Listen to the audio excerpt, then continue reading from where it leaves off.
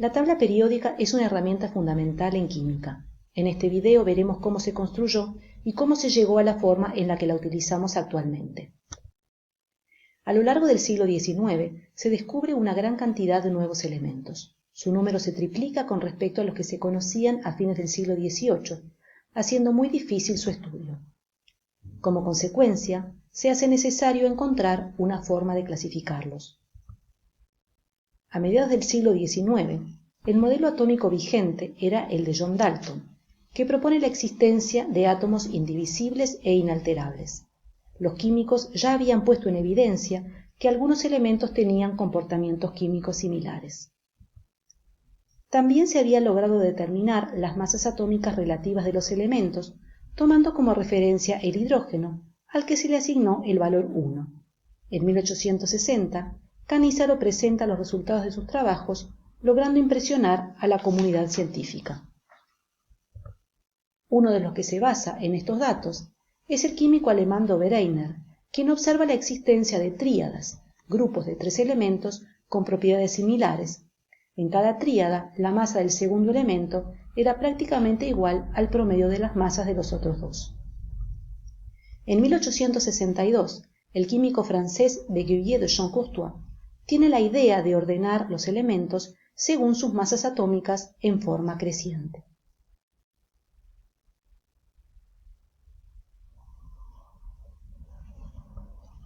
Con los elementos así ordenados, surgen observaciones interesantes, identificando los elementos con propiedades químicas similares. Se observa que las propiedades químicas se repiten con cierta regularidad luego de un número dado de elementos. A partir de estas observaciones, Champ-Courtois y el inglés Newlands proponen la ley de las octavas, dado que el octavo elemento repetía las propiedades del primero. En ese tiempo, el químico ruso Dmitri Mendeleev realiza las mismas observaciones, pero va más allá proponiendo una clasificación que incluía algunas propuestas bastante osadas. El manuscrito de su propuesta muestra a los elementos asociados a sus masas atómicas, agrupados en líneas y columnas formando una tabla y acuñando el concepto de periodicidad. Ese ordenamiento se logra teniendo en cuenta las propiedades químicas, ya que el agrupamiento se basa en la similitud que presentan algunas de ellas. Mendeleev agrupa los elementos con iguales propiedades en líneas horizontales. En este trabajo, vamos a agrupar los elementos con propiedades químicas similares como están presentados en la tabla periódica actual, es decir, en forma vertical.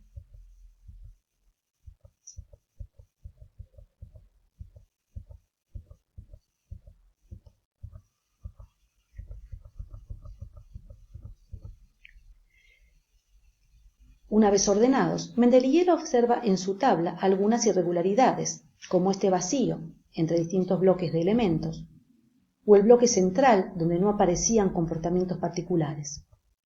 También aparecen vacíos en el interior de la tabla, y su audaz propuesta consistió en proponer que esos vacíos correspondían a elementos aún no descubiertos, estimando también los valores aproximados de sus masas atómicas. La cuarta irregularidad es la existencia de elementos para los que el orden de masa creciente determina que quedan alineados con otros cuyas propiedades son diferentes.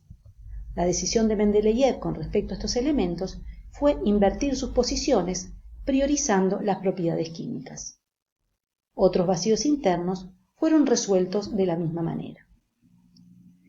El descubrimiento del galio en 1875, del germanio en 1886, del polonio en 1898, confirmaron sus predicciones, dando aún más validez a su clasificación. El astato recién se descubriría en 1940. El descubrimiento de nuevos elementos determina modificaciones en el bloque central. 2 nuevos elementos descubiertos a fines del siglo XIX, el helio y el argón, plantean un problema, resuelto rápidamente proponiendo la existencia de una nueva familia, lo que es plenamente confirmado con el descubrimiento de los restantes elementos que pertenecen a este grupo. La tabla siguió completándose durante el siglo XX con elementos creados artificialmente. A partir de la evolución del modelo atómico, Moseley propone ordenar los elementos por número atómico creciente, lo cual valida la decisión de Mendeleev de invertir los elementos teluro e yodo. En 1955 se nombró un elemento en honor de Mendeleev, quien fue nominado para recibir el Premio Nobel en 1906, pero no lo logró, aunque un cráter lunar fue bautizado con su nombre.